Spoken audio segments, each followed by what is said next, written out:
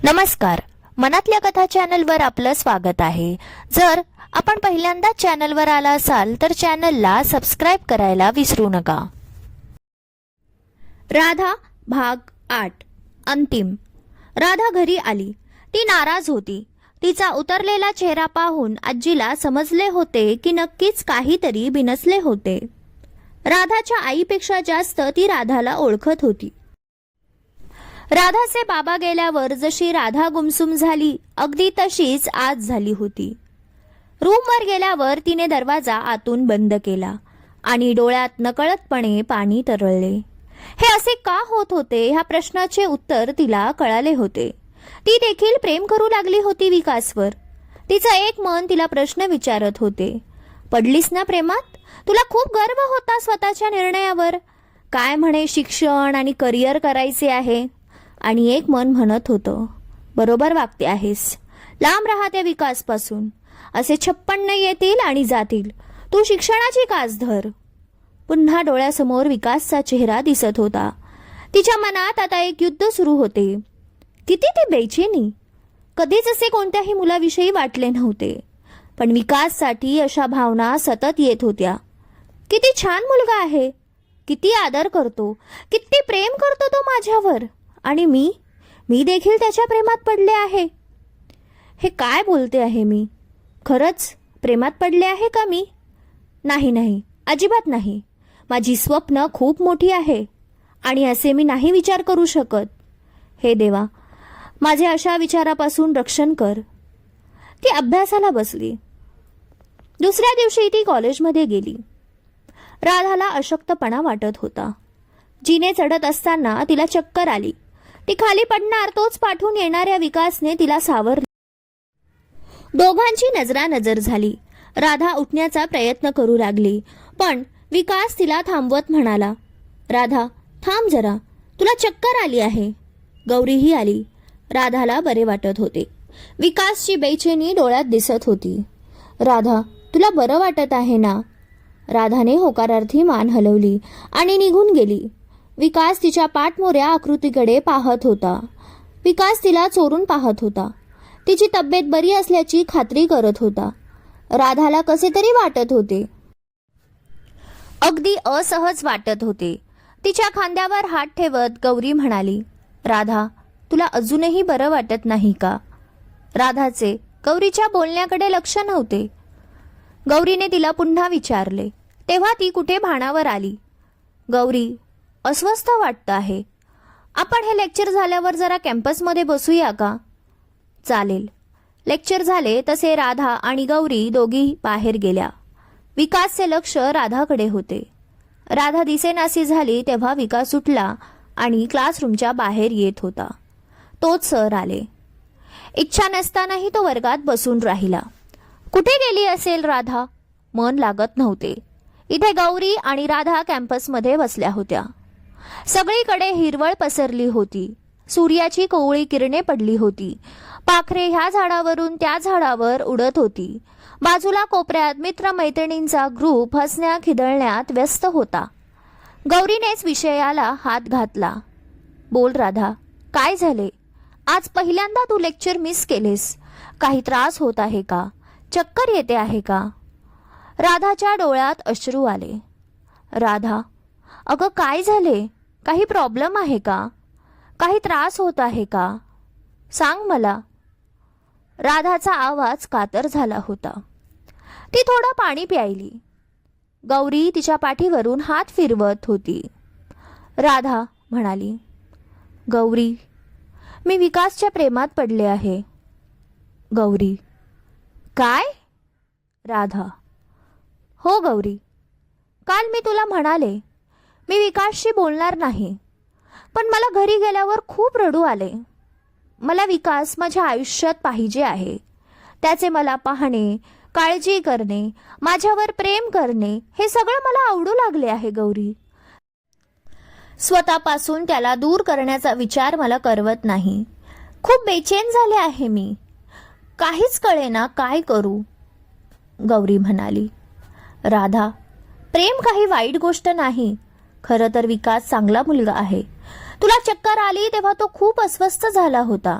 तुझी खूप काळजी घेतो. तो खरंच प्रेम करतो. त्याच्या डोळ्यात ते खरं प्रेम दिसून येतं. होकार द्यायला काय हरकत आहे? राधा म्हणाली. नाही नाही, प्रेम असले म्हणून काय झालं? मी भावत नाही जाणार. माझी स्वप्न पूर्ण करायची आहेत. काही गरज नाही भावनिक होण्याची. चल गौरी, लायब्ररीत जाऊन बसू. आता जे लेक्चर मिस झाले त्याचे नोट्स लिहूयात. चल लवकर. गौरी म्हणाली. अगं काय हे राधा, का अशी वागते? आहे प्रेम विकासवर तर हो बोलून मोकळी. राधा. कोण विकास? मी नाही ओळखत, ती रुक्षपणे बोलली. गौरीला सर्व काही कळत होतं. ती काहीच बोलली नाही. तिच्यासोबत लायब्ररीत गेली. कॉलेज सुटल्यावर विकास राधाकडे आला. बरी आहेस ना राधा? राधाने त्याच्याकडे पाहिले आणि पुन्हा पुस्तकात पाहून फक्त बरी आहे म्हणाली. नंतर त्याला पाहिले देखील नाही. विकास तोंड पाडून निघून गेला. खरं तर त्याची निराशा झाली होती. राधाचे असं वागणं त्याच्यासाठी अनपेक्षित होतं.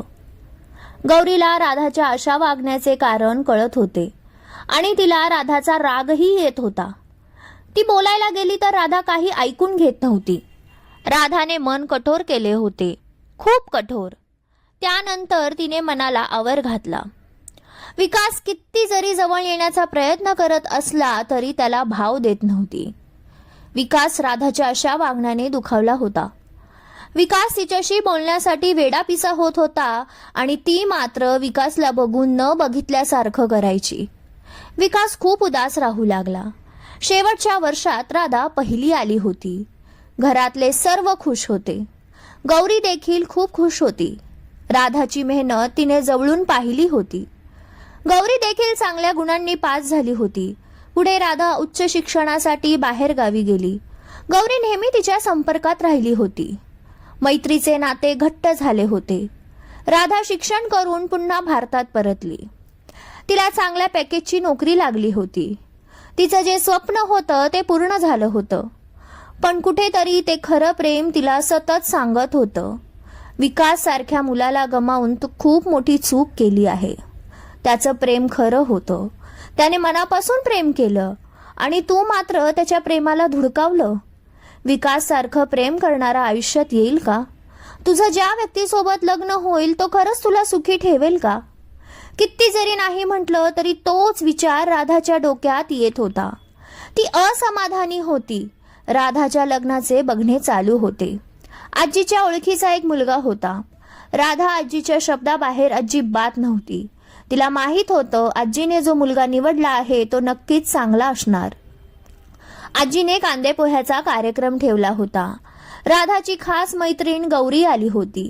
राधाने छान लाल रंगाचा पंजाबी ड्रेस घातला होता. रेशमी केस मोकळे सोडले होते. छान नाजूक डायमंड टिकली लावली होती. चेहऱ्यावर असणारी खळी तिचे रूप खुलवत होती. तयार होत असताना आज विकासची खूप आठवण येत होती. पण आता तिने मनाला ठणकावून सांगितले, पुरे आता. तो भूतकाळ होता. विकास आयुष्यात नसणार हे मान्य करावेच लागणार. मुलाचे आई वडील बहीण आले होते. मुलगा त्याच्या मित्रासोबत येणार होता. आजीने राधाला बोलावले. राधाने नमस्कार केला.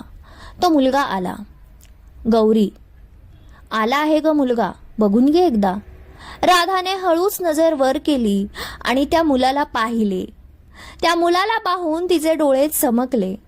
तो विकास होता आणि त्याच्यासोबत राज. राधाला सुखाचा धक्काच बसला. डोळ्यातून घळाघळा अश्रू येऊ लागले. विकास सुद्धा तितकाच भावुक झाला होता. त्याच्याही डोळ्यात पाणी होते. राधाला बिलगावे असे वाटत होते. आजी म्हणाली, जा राधा, विकास सोबत काही बोलायचे असेल तर बोलून घे. विकास आणि राधा रूममध्ये गेले. राधा म्हणाली, विकास तू? विकास जवळ आला. राधाचे हृदय जोरजोरात धडधड करत होते. तिचे अश्रू पुसत म्हणाला, राधा तर फक्त आणि फक्त या विकासची. इतक्या सहज मी माझं प्रेम सोडणार नव्हतोच. खरं प्रेम केलं होतं राधा, खरंच खूप प्रेम केलं होतं. वेडावलो होतो तुझ्यासाठी. आई बाबांना मी आधीच तुझ्याबद्दल सांगितलं होतं.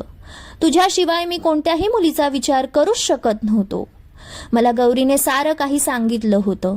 तुझी स्वप्न पूर्ण करणं हे तुझ्यासाठी किती प्रिय होतं त्यासाठीच तू माझ्यापासून लांब राहत होती. मी मनोमन ठरवलं होतं, जेव्हा तू तुझं स्वप्न पूर्ण करशील तेव्हाच मी तुझ्या घरी लग्नाची मागणी घालणार. माझं मन मला इतकंच सांगत होतं, राधापर्यंत तुझं खरं प्रेम नक्कीच पोहोचेल. बघ, कॉलेजची अनेक वर्ष सोबतीला असून देखील तुझ्या डोळ्यात माझ्याविषयी प्रेम कधी पाहिले नाही, आणि आज मला पाहिले तसे तुझे डोळे भरून आले. राधा, आपलं प्रेम जिंकलं. राधाच्या तोंडातून एकही शब्द फुटत नव्हता. डोळे काठोकाठ भरले होते. त्याहून जास्त मन भरून आले होते. विकासने खिशातून रुमाल काढला आणि तिचे डोळे पुसत म्हणाला, राधा, प्लीज रडू नको. तुला मी असं नाही बघू शकत. राधाने विकासचा हात हातात घेतला आणि म्हणाली, सॉरी विकास, मी तुझ्यासोबत फार तुटक वागले. मनात इतकं प्रेम असून देखील दाखवू शकले नाही. तुझ्या डोळ्यात माझ्याविषयी प्रेम पाहिले की मला भीती वाटायची. जर मी तुझ्या आयुष्यात आले नाही तर काय होईल तुझं? आणि तेव्हाच तुझं प्रेम बघून मनाला बरंही वाटत होतं. तुझी माझ्यासाठी होणारी तगमग, मला सतत चोरून पाहणं, हे सारं मनाला भुरळ घालणारं होतं. स्वप्न आणि प्रेम ह्यामध्ये मी निवडलं स्वप्न. इतके वर्ष मला असं वाटत होतं मी तुला नाकारून चूक केली का?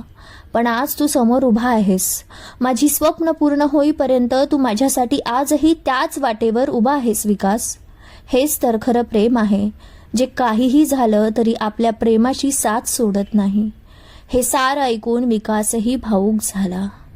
त्याने तिच्यासाठी भेट आणली होती. तिच्या हातात ती भेट देत म्हणाला, ही भेट माझ्यासाठी खूप प्रिय आहे राधा, एकदा बघशील?